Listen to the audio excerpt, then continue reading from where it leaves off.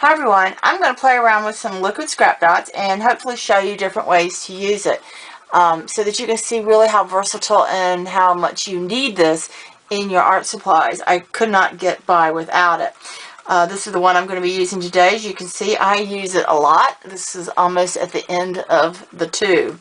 And if I need to open up a new one for the project, I'll have that one. Two reasons that I like to use scrap dots, the liquid scrap dots, is because one, this dries clear and you don't see it as well. For the projects that I make and everything, it just makes it look more professional than having a scrap dot sitting there and you see one chunk here and one chunk here to hold that, you know, the wings apart. So I prefer to use the liquid scrap dots. Like I said, it just looks a little more professional looking. Two is when I have uneven spaces that I have to deal with, like I want this butterfly to be perched right in here, and sometimes I have to kind of smush things in, and when I'm doing stuff like that, I want the liquid scrap dot to adapt to what I'm doing and not me have to adapt to what I want it to do. I don't know if that makes sense, but anyway, maybe it'll make sense when I show you. So let's start with this one first. And you do have to let liquid scrap dots dry because, and I'm going to try to just squeeze out a really big amount here. I'll show you what I'm doing. I'm using up the rest of this tube here. Okay. Now this is an unusual amount here to use because of the space between those flowers and what I want. And I don't know if I finished saying this because sometimes I get a little sidetracked when I'm doing things.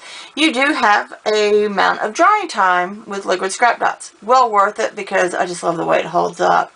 So I'm going to stick this in first before I put the scrap dots between the wings because I need to see how much it's going to need that movement.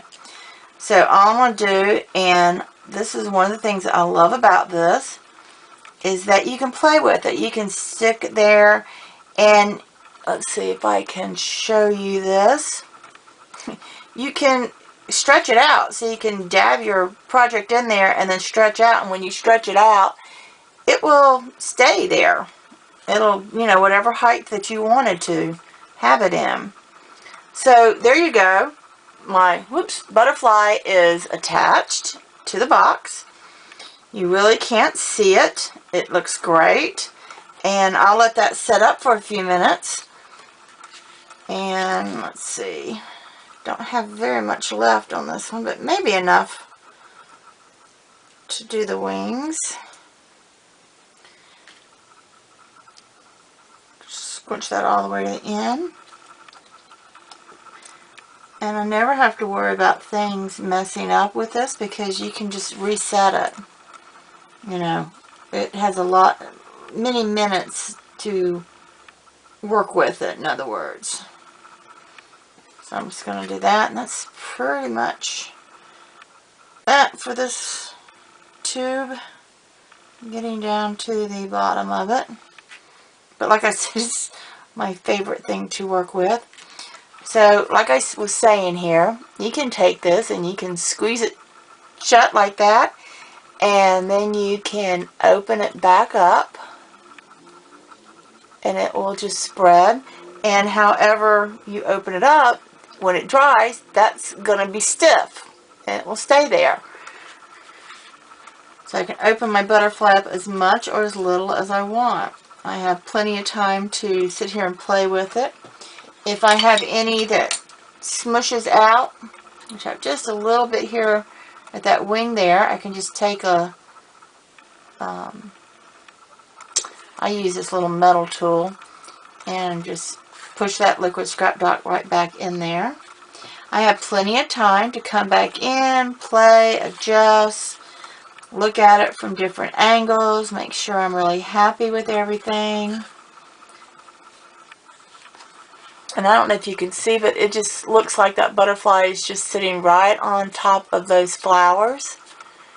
Okay, hope that you can see that real well there. And it's just, it looks great. I mean, I just love this stuff. I have to say, I really do. So I hope that if you want to try something really new and really get great results, I highly, highly, highly recommend the scrap dots.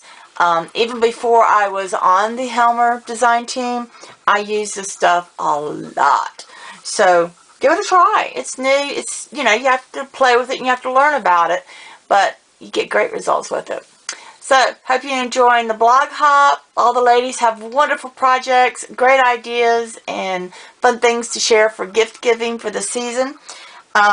You'll notice that even though this is Christmas paper down here, it's kind of an unusual color scheme with the pink and everything and the roses instead of Christmas flowers, but I like to do stuff like that.